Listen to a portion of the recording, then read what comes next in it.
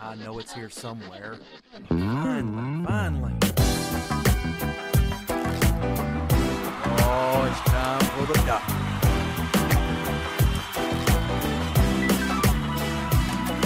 You're listening to Dr. Bill, the computer curmudgeon. Take it away, Doctor. Well, it's that time again, and the doctor is in. It's time for another Dr. Bill, the computer curmudgeon NETcast. Haha! And Merry Christmas belatedly, and Happy New Year Happy New Yearishness.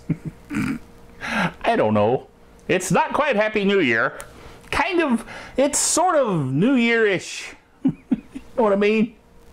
Anyway, point is, it's time for another Dr. Bill show. Let me explain something to you here in just a minute. First of all, I must say that we are proud members of the Tech Podcast Network, techpodcast.com. If it's tech, it's right here on Dr. Bill, the computer curmudgeon. Yes. Now, let me explain something to you.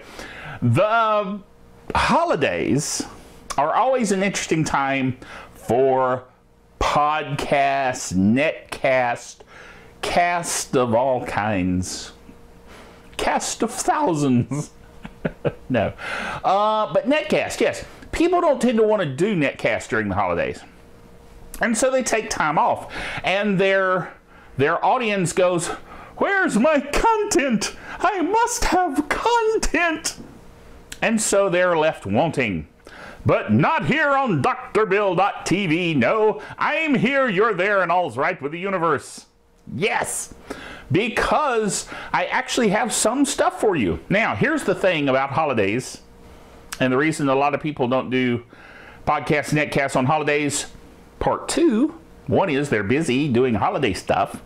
The next is that there's not anything going on. Everybody else is on holiday as well.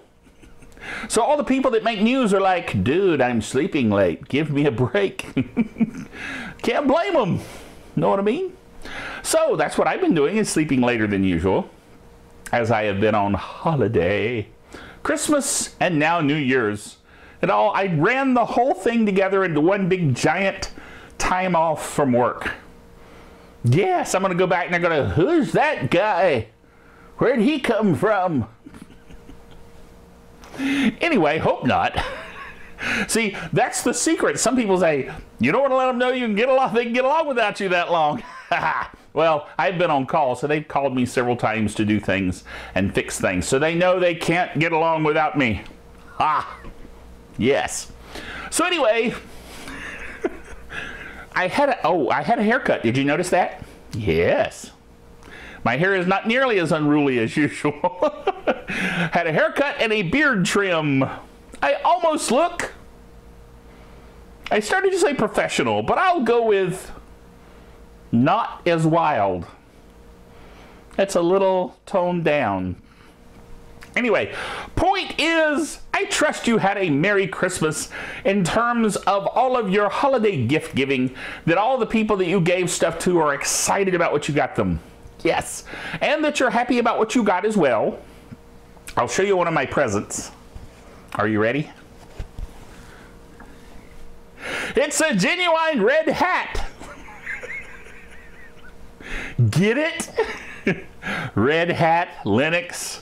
This is the official Red Hat fedora. The only thing missing is the black hat band, which I will be getting soon. But this is a true red fedora.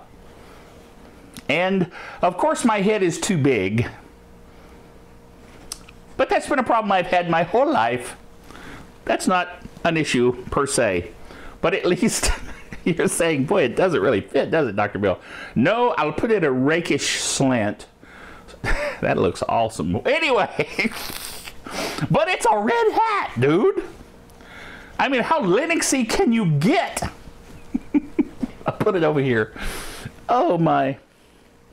I messed up my hair now. Okay.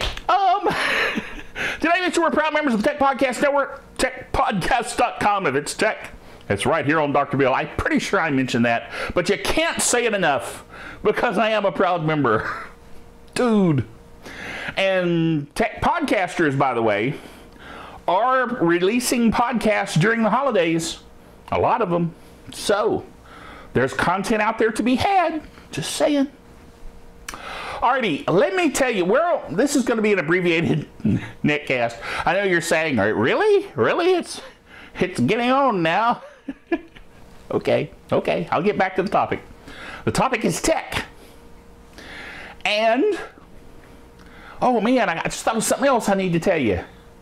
Dude, but I promise this one and then we'll get into the tech. Okay? I heard from Roku that they're trying to power through all of the posts of new channels, hopefully by the end of the year, which is like tomorrow. So in the next few days, fingers crossed again, maybe the drbillbailey.net channel, instead of being just a private channel, will be a full-blown, in the channel store, real live Roku channel. Oh, that'll be so cool. But it's not there yet. So I can't officially make the announcement. But we're so very close. Anyway, so be looking for it, okay? Keep checking. Be like me. Look in the channel store every day like, is it there yet? Is it there yet? You know?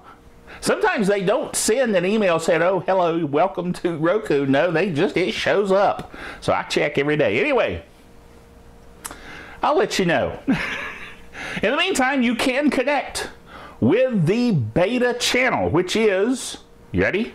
Here's the secret code word.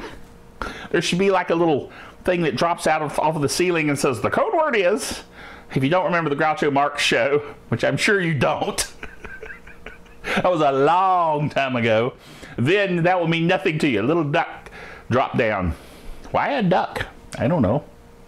It's another Groucho Marx reference. Anyway, the point is that the secret word is Dr. Bill TV Beta. All one word. Just like it says right here. Enter that into the private channel code box, and you will be able to get it on the drbillbailey.net NETcast channel early. Haha. There you go. So, there's that. Now, back to the official tech, which we should have been on already. We've gone 8 minutes, and there's no tech yet. Well, not 8 minutes quite, but close. Anyway. That's because before I start doing the show, there's all kinds of preliminary silliness that you never see.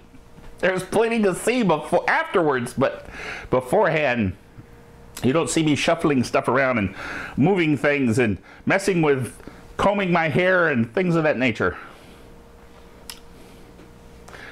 Too much information, I know. Okay. I want to share 2 things with you for this netcast. One is BitCasa. Dude! Did I say that loud enough? Dude! You need BitCasa. I'm telling you. It's a whole new thing. A whole new way of dealing with disk space. Yes. I was just talking to the game master and my wife Belinda as we were driving home from lunch. This is a Sunday that I'm recording this, and we were coming home from church and we stopped for lunch, and as we were driving back I was saying, imagine the paradigm shift if your hard drive wasn't local anymore, it was in the cloud, and it was truly infinite. How would it change the way you use a computer? How would it change the way you deal with life? Don't talk to me about life. Hitchhiker's reference. Look it up. It's Marvin the Paranoid Android. Anyway, the point is that if you could store everything digitally that you ever wanted to store, videos, photographs, and never had to think about it again, you could just store it.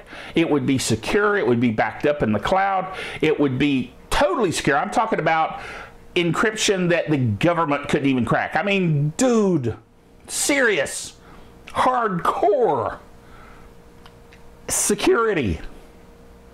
And you put it up in this cloud, and it was multiply redundant forever into the infinity of space and time. And it was available on every platform there is. Well, it isn't yet, but it will be. This is a new company, so they're still ramping up.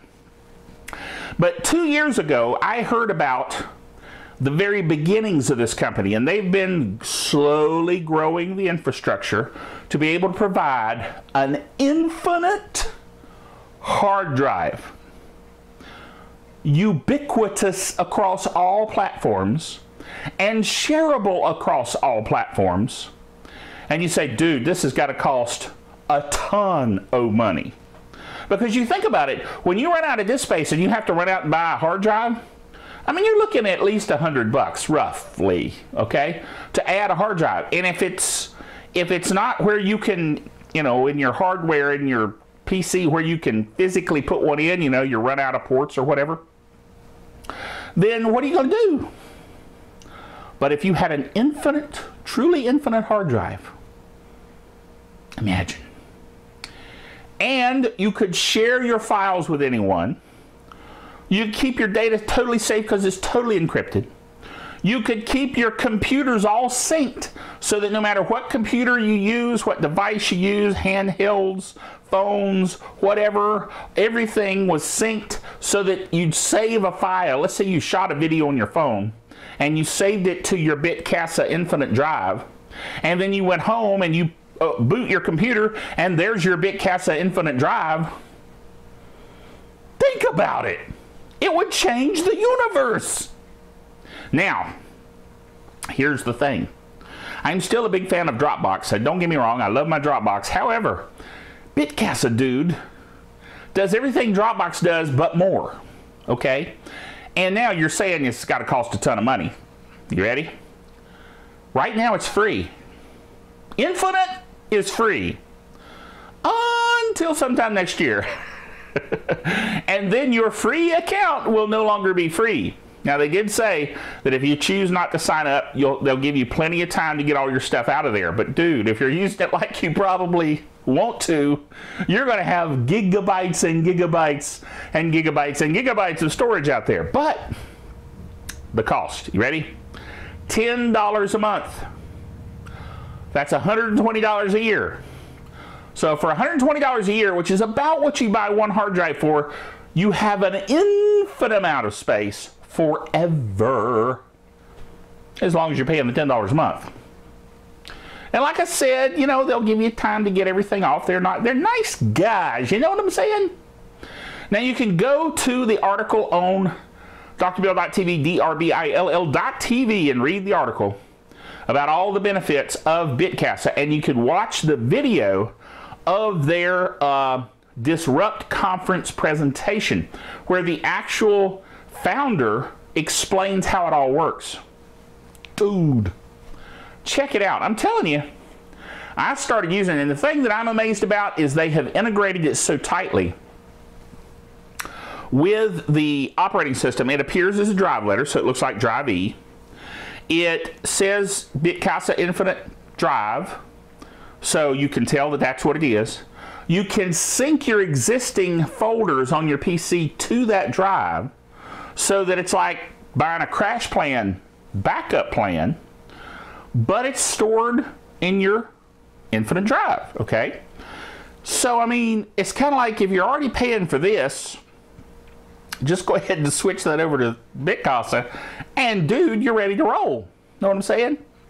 So, I mean, again, it changes the way you use computers. I'm telling you.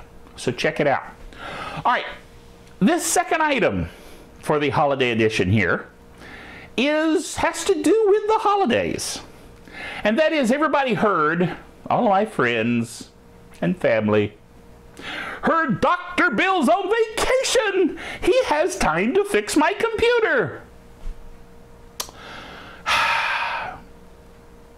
Yeah. So the whole concept of I'm on vacation didn't quite occur to them that they're, you know, let's be kind and say imposing on my time. But anyway, everybody's brother suddenly wanted a computer built. Not quite. Now, one of them was a Christmas present for the Game Master. I built a computer for him. That was actually not at all a burden because it was great fun. Let me tell you. We bought him a motherboard, a CPU. CPU came with a fan, nice fan. Memory, he's got 8 gig of memory, DDR3 super fast memory. Dude, gigabyte motherboard, AMD CPU chip, quad core processor, 4.2 gigahertz. I mean, this is the gaming machine of all time, you know what I'm saying? And a cool video card with a gig of video memory on it. So he's rocking. I mean, he's like downstairs in his lair. The Game Master's lair is downstairs. His lair, I mean, he is rocking there with his PC games. You know what I'm saying? But anyway, I built this machine, and I'm telling you, I had such fun building this machine. I was yelling, which I do a lot, as you can tell. But I was yelling as I built the machine. Dude! Whoa! Look at this! I mean, it was just such fun to build a machine that was so well designed and so solid and so cool, and everything was where it ought to be, and you hook it up and everything worked. Dude, it was just so cool. Zero mistakes. It came together perfectly. It was a moment of space and time converging into the perfect computer building moment. You know what I'm saying? Wow. So that was fun. I had great fun with that. But everybody else's computer that I had to build, not so much fun. So what I did is I put as a public service an article that I did on Dragon Naturally Speaking, so I could just dictate it. And I did that, and it's there on the website. I'm pointing to my computer. On the website. drbill.tv. Yes. And it talks about all the things you can do to help your friends with their computer problem. They may tell you, I don't have a computer problem. Oh, yes, you do. Because you keep having me rebuild your computer. Dude. So, first thing to do is tell them, I'm going to install Linux Mint on your system, and you're going to be happy. So there. And then don't give them the root password. They can't install anything then. You know, it's totally secure. They won't get viruses. They can surf the web to their heart's content. They can chase the little monkey across the screen and click on it crazily. They can click on the thing that says click here or you will die. You know? And they can click to their heart's content and it will never hose their system. And you'll never get a call again. Wow. But of course they'll tell you, yeah, but I gotta have Windows Solitaire, dude. You can get the Solitaire that runs on Linux. No, I gotta have Windows Solitaire. Well, first of all, they could run it under Wine, as we have seen recently on the show. But if they absolutely positively have to have Windows, go to step 2. Step 2 is to use the Microsoft malicious software removal tool, which you probably have seen go by as updates get installed. Updating the Microsoft software removal tool. And you went, what? It's a real thing. And at the command prompt, you can type MRT, and it will run the Microsoft software removal tool. Malicious. Well, malicious Microsoft, you know, it's the same thing. So, malicious Microsoft. Microsoft malicious software tool. Removal tool. Hey, you know, that stepped right into that one, but it was okay. All right, next thing you can do is Malwarebytes anti-malware. Probably the best anti-malware software there is out there. If it doesn't find it, chances are you're just going to have to rebuild the system anyway. Probably you might as well just go ahead and rebuild their system anyway, because you're probably going to have to. I'm sure they've hosed it up past the point at which Malwarebytes will fix it anyway. So, another program is CCleaner. CCleaner, which stands for crap cleaner. Because that's what people keep layering onto their system. You know, if what they were doing on the web was visually represented on their system, they wouldn't click on the things they click on. Just saying. Anyway, the next thing you need to install is TeamViewer or LogMeIn or GoToAssist or whatever you want to use. GoToAssist will cost you money. The LogMeIn paid version will cost you money. There is a free version. And there's also a free version of TeamViewer, which is my current favorite, because TeamViewer not only allows you to connect to their system, but you can hear their audio. It just seems to be clearer. You've got more options. I just kind of like TeamViewer. So there you go. TeamViewer.com. Next thing is they must not ever again use Internet Explorer. Period. Okay? Now, the only way to absolutely ensure this, of course, is to trick them. And here's how you do it. You install Google Chrome. You go to the Google Chrome icon. First, you take the icon off the screen for Internet Explorer, obviously. Don't try to remove Internet Explorer. You can't. Microsoft won't let you. But you can take the Internet Explorer icon off the desktop by right-clicking on the desktop, going to Preferences, and remove that icon, okay? I won't go into the whole story of how to do that, but you can find it online easily enough. But do that, install Chrome, right-click on Chrome, go to Change the Icon, then when it asks what file do you want to point to change the icon, point it to Windows System 32 shell32.dll. In that file, you'll find a Windows Internet Explorer icon. Choose that. You see where I'm going with this. And then underneath it where it would say Google Chrome, change that to where it says Internet. Okay? Then when they go to the desktop and want to go to the internet, they'll just see the big blue E, the big stupid blue E, and go, that must be the internet. What do you think, George? And they'll click it, and they'll be in Chrome, and they'll be safe, and they'll be sandboxed, and they won't be able to get infected as easily. Life's good. Yes. Just saying. Now, I know some of you are champing at the bit. Matter of fact, I know one guy that I work with that's probably going, What? You gotta be kidding. Sorry. The truth. Internet Explorer sucks.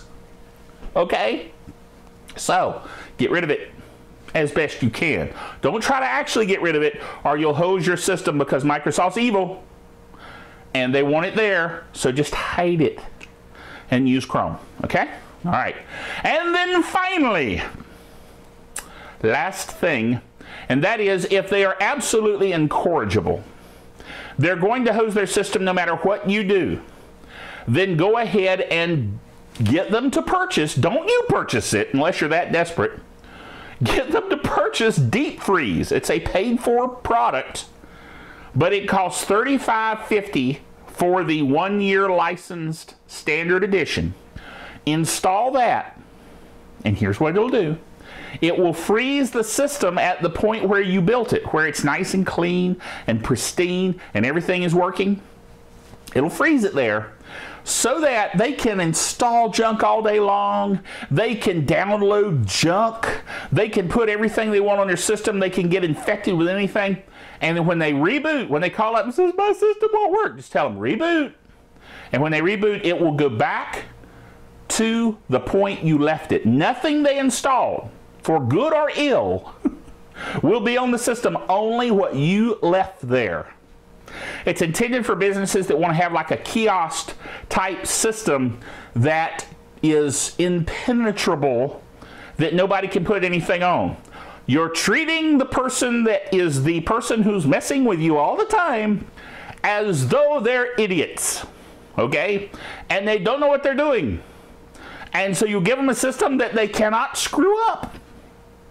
Now, this also means, of course, that no updates will be installed, no security updates, no nothing. Nothing will be installed unless you do it, okay? So there is that. You know, you may be connecting with TeamViewer and occasionally updating them a bit. Or if they call and say, I've really got to have this software, dude, for work. Well, okay. but it means that I do it and you don't. Because you have proven to me that you can't do anything worthwhile with a computer. So, that's what deep freeze is for. Yes. You think, boy, Dr. Bill, you're sure being harsh. No, I've just had years and years and years of people wasting my time over and over and over, okay? Just saying. And finally, if you're tired of the whole business, you can go to thinkgeek.com. I'll put it here on the screen, thinkgeek.com, and buy a t-shirt that says, "No, I won't fix your computer." You know, this wouldn't be a problem at all if everybody would use Linux. Just saying. My red hat. Oops, fell on the floor. Oh well. Remember, until next time, that the doctor is out of here.